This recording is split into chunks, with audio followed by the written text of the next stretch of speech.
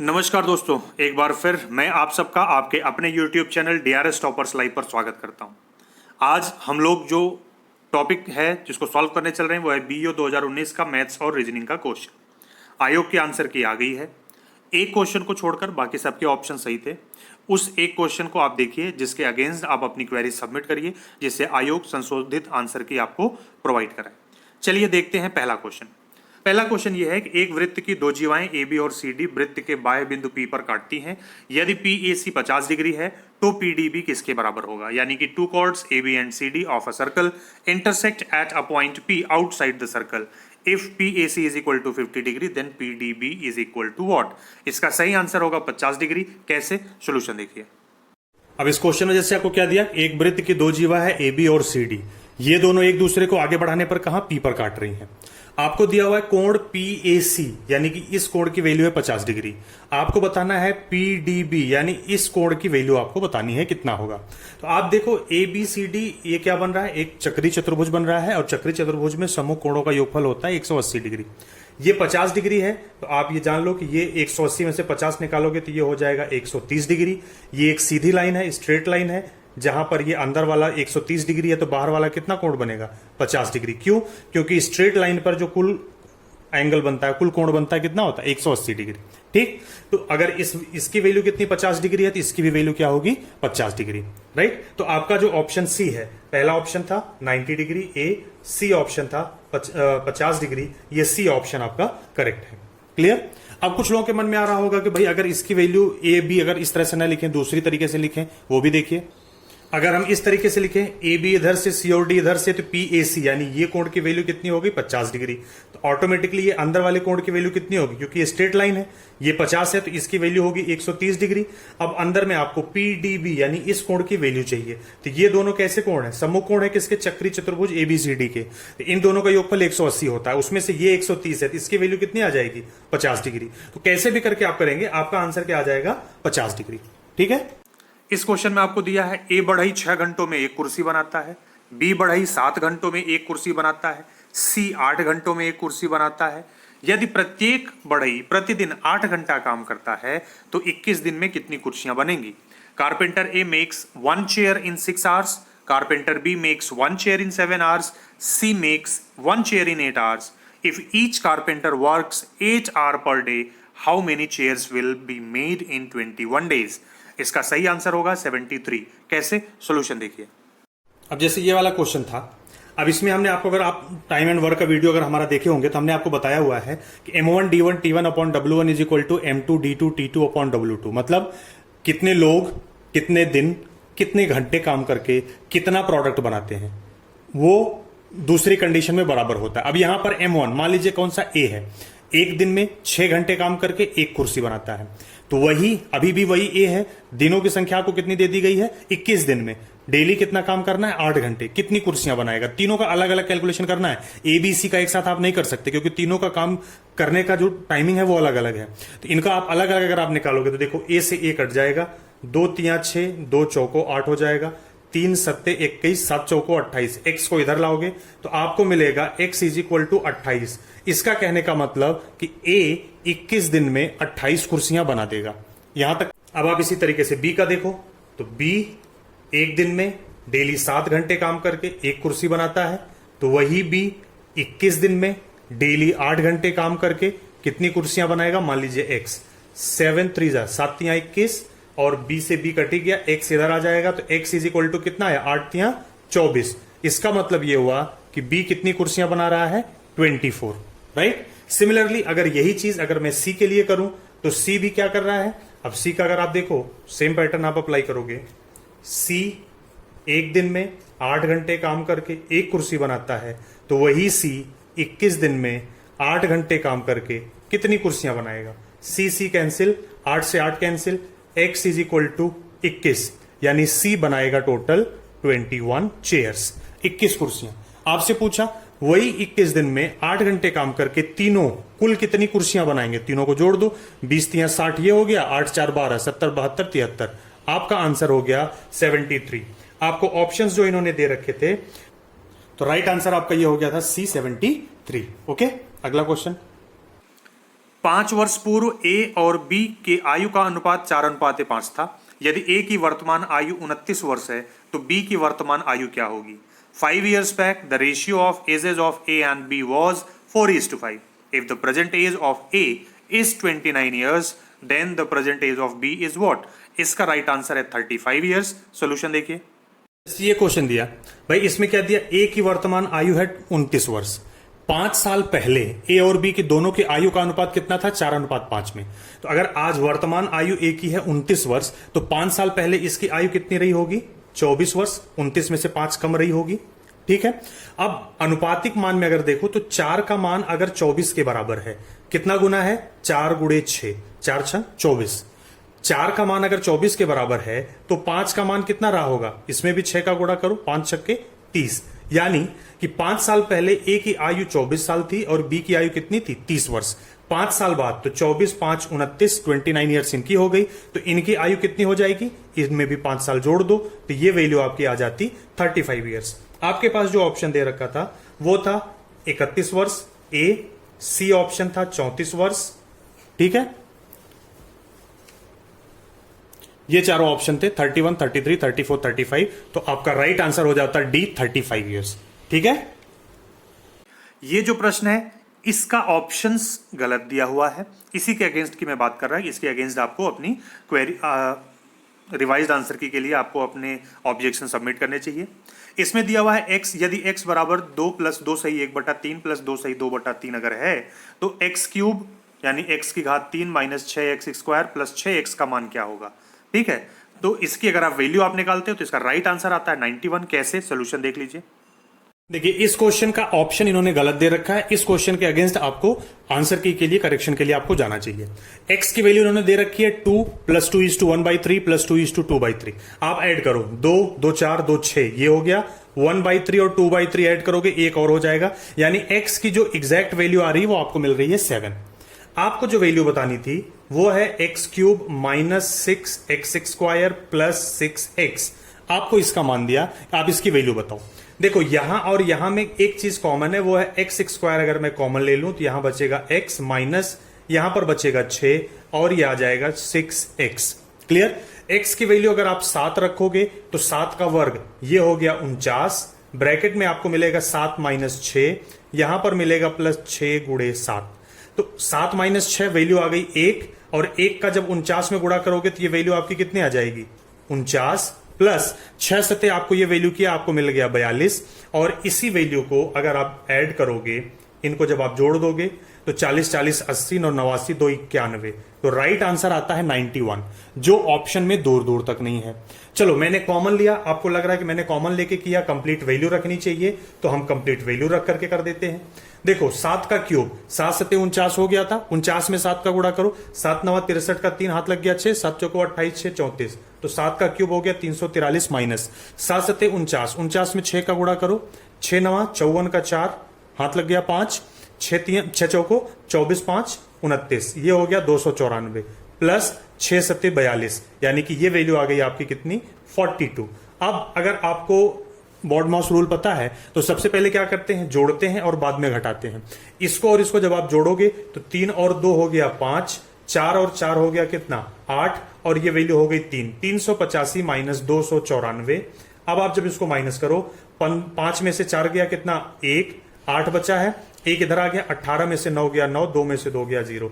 Answer आ रहा है 91। Options में आपको जो ऑप्शंस दिए गए हैं उनमें ऑप्शन है 1 2 3 एंड 4, तो ये 4 में से कोई भी आंसर नहीं है। तो इसका मतलब आयोग ने ये क्वेश्चन तो सही दिया लेकिन इसका ऑप्शन गलत दिया हुआ है, तो इसके अगेंस्ट आपको जाना चाहिए, इसका ऑप्शन गलत है। तो आंसर की के लिए you should go against it. Clear? इस क्वेश्चन का राइट आंसर है 91। जिस किसी ने भी कुछ अलग बताया है वो बिल्कुल गलत है।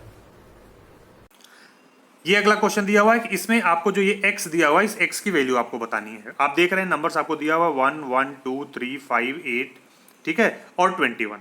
अब आपको ये देखना है कि भाई ये कैसे आ रहा है। तो आप देखो 1 1 एज इट इज रहा, पहले दो को जोड़ो तो 1 + 1 वैल्यू आ जाएगी 2, फिर 2 + 1 करोगे 3 आएगा, 3 + 2 करोगे 5 आएगा, 5 + 3 8 आएगा, 8 + 5 यहाँ पर 13 आ जाएगा, 13 + 8 21।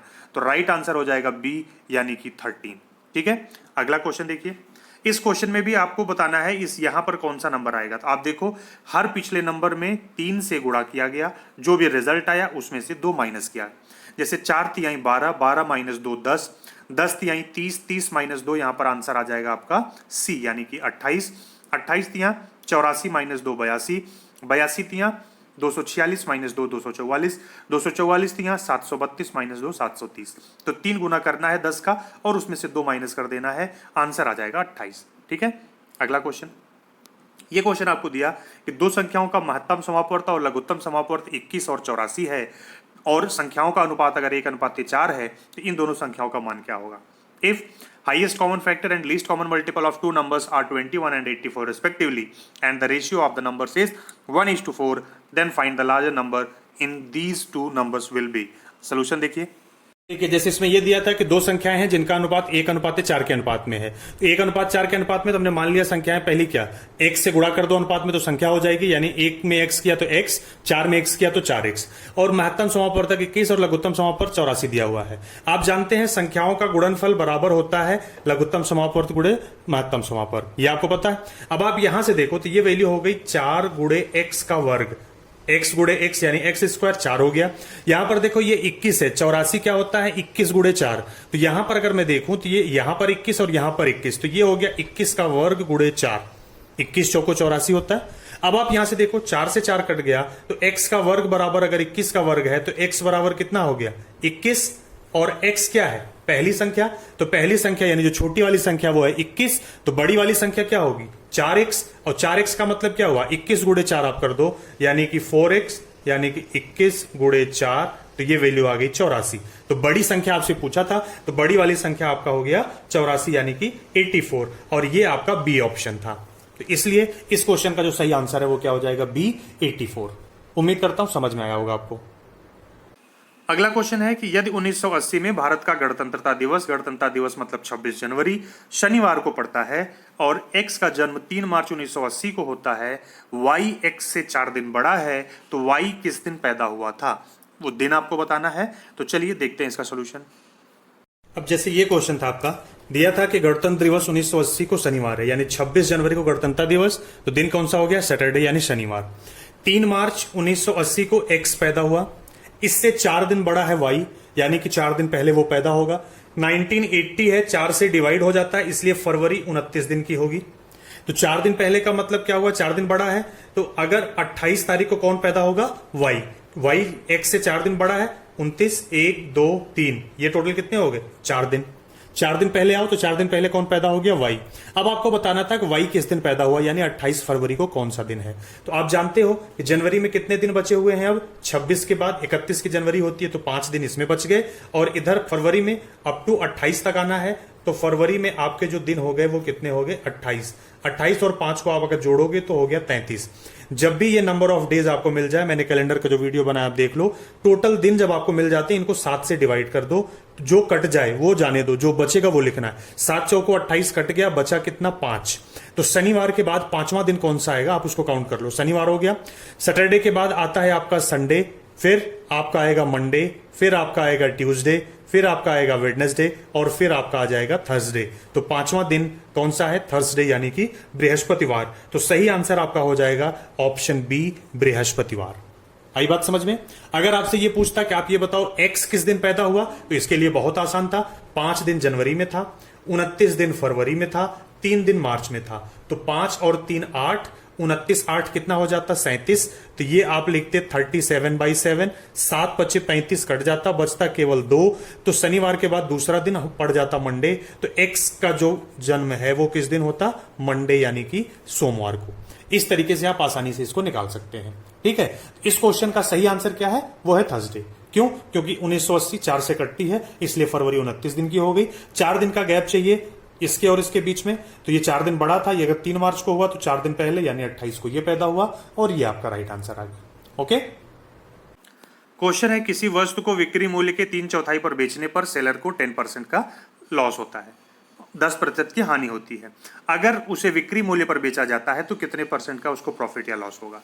Bye selling an article at 3/4 of selling price, a trader incur 10% loss, the profit और loss percentage is what if it is sold at the original selling price. Solution देखिए इसका।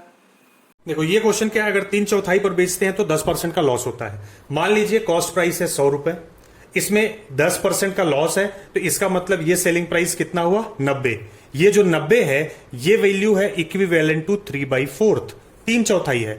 तो 3/4 अगर 90 है तो कंप्लीट वैल्यू कितनी हो जाएगी 90। इधर आके गुणा करेगा 4/3, 3 3 जा एंड 34 जा कितना आ गया 120।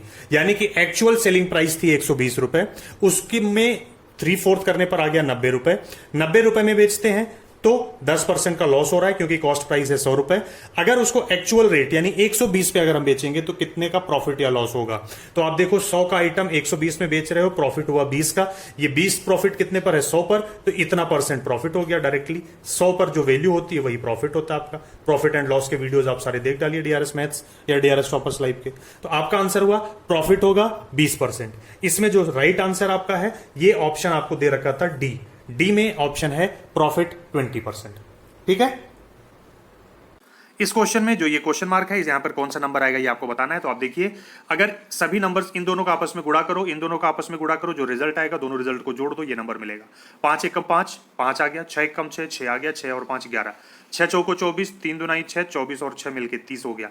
ऐसे ही 5 तिहाई 15, ये वैल्यू आपकी हो गई कितनी 15, और ये 4 तिहाई वैल्यू हो गई 12। 15 और 12 अगर आप जोड़ोगे तो आंसर आएगा 27, यानी कि ऑप्शन बी करेक्ट आंसर है। अगला क्वेश्चन देखिए, दो रेलगाड़ियां एक ही दिशा में 90 किलोमीटर प्रति घंटे की चाल और 70 किलोमीटर प्रति घंटे की चाल से गति से अगर चल रही हैं तो तेज चलने वाली रेलगाड़ी धीमे चलने वाली रेलगाड़ी में खड़े किसी एक व्यक्ति को 18 सेकंड में पार कर जाती है। तो तेज चलने वाली रेलगाड़ी की लंबाई क्या होगी?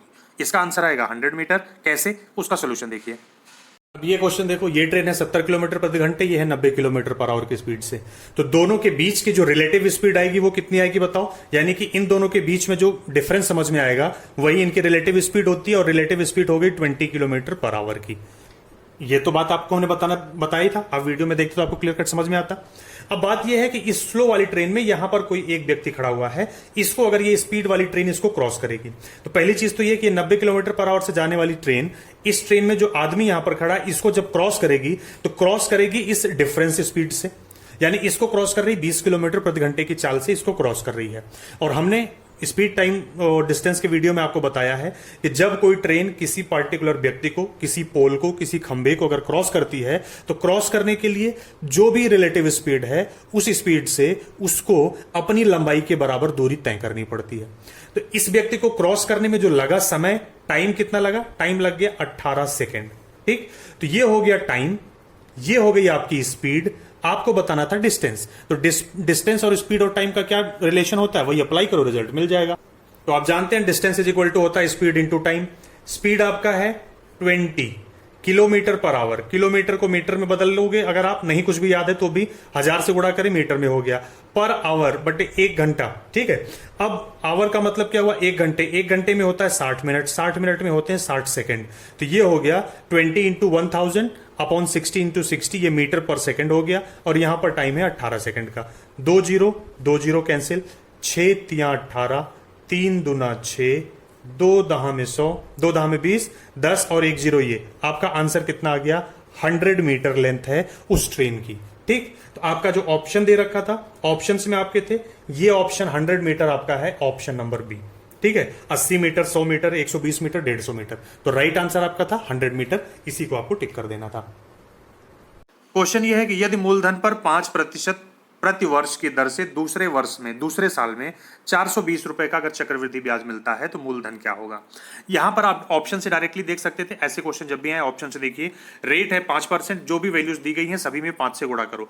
5 से 5 में गुणा करोगे आपको मिलेगा 25, 7 में गुणा करोगे आपको मिलेगा 35, 6 में गुणा करोगे 30 और 8 में गुणा करोगे 40। तो 5 8 40 आ रहा था, तो ये डी ऑप्शन 8000 आपका सही होता, जो कि 42 के सबसे नियरेस्ट है। सोल्यूशन देख लीजिए कैसे इसको आप हम सॉल्व करते हैं वो देखिए।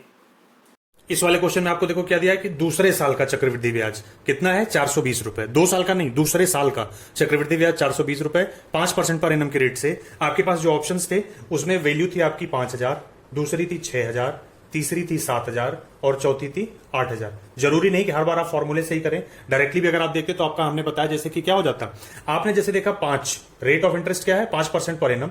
तो जब आप इसको क्या करते 5/100 आप गुणा करते 0000 कैंसिल, यहां पर वैल्यू आती 250, यहां पर वैल्यू आती 300, यहां पर वैल्यू आती 350 और यहां पर वैल्यू आपकी आ जाती 400। तो इसका मतलब यह था कि यह ऑप्शन आपका करेक्ट होना चाहिए। कैसे? देखो, पहले साल 8,000 पर जो इंटरेस्ट आता वो आता 400, दूसरे साल भी 8,000 पे जो इंटरेस्ट आता वो आता 400। लेकिन कंपाउंड इंटरेस्ट क्या होता है? Interest on interest. पहले साल का जो 400 रुपया इंटरेस्ट हुआ उसका 5%, यानी कि अगर आप इसको निकालोगे तो 5 चौको 20 रुपए ये हो गया। तो प्रिंसिपल अमाउंट पर, मूलधन पर ब्याज हुआ 400 और ब्याज के ऊपर जो ब्याज हुआ वो हुआ 20 रुपए, तो टोटल 20 हो गया 400, टोटल ब्याज हो गया 420 रुपए दूसरे साल। तो यही आपका आंसर था कि 8,000 रुपए, जो आपका ऑप्शन था डी। ठीक है, आप इस तरह से ऑप्शन से चेक करते और आपको आपका आंसर मिल जाता। ठीक, ये क्वेश्चन है, ए बी का भाई है, बी सी का भाई है और सी डी का पति है। मतलब सी भी क्या है? मेल मेंबर है। तो ए बी सी अगर तीनों मेल हैं, ए बी का भाई है, बी सी का भाई है, मतलब ये तीनों भाई हो गए और सी की पत्नी हो गई डी। ई ए का पिता है और तीनों भाई हैं, इसका मतलब ई सभी का पिता है। और डी और ई का संबंध आपको बताना था, तो ई का बेटा है सी और सी की पत्नी है डी, तो सीधा सीधा डी ई की बहू हो गई, यानी कि daughter in law. Option B correct है। ये क्वेश्चन दिया हुआ है, रिक्त स्थान यहां पर क्या आएगा बताइए।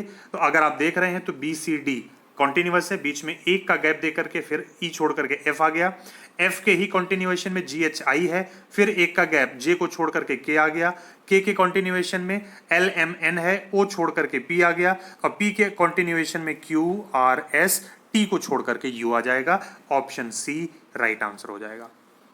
अगला क्वेश्चन ये है, किसी निश्चित कोड में अगर दिसंबर को इस तरीके से लिखा गया तो इसका वैल्यू क्या है? आप देखो, दो को उठा करके स्टार्ट से उठा के लास्ट में डीई उठा करके लास्ट में डीई ले गए, फिर सीई लास्ट में सीई, फिर एमबी को लास्ट में एमबी और फिर ईआर को एज इट इज रहने दिया। तो ऐसे ही अब आप उल्टा कर लो, ओ एन को पहले लाओगे तो ये आपका हो जाएगा एन ओ, फिर वीई को लाओगे तो वीई। देखते ही आपको पता चल गया कि ये नवंबर होगा डायरेक्टली। अगर पूरा आप दो को उल्टा कर लो, इसके बाद आपका आता है एमबी और फिर इसके बाद आपका आता है ईआर, तो ये आपका हो गया नवंबर राइट आंसर। ठीक है, इस वीडियो में इतना ही। फिर मिलते हैं अगले लेक्चर में कुछ और क्वेश्चंस के साथ, कुछ और आपके सॉल्यूशंस को लेकर के। तब तक आप देखते रहिए videos bye DRS maths. Thank you for watching this video.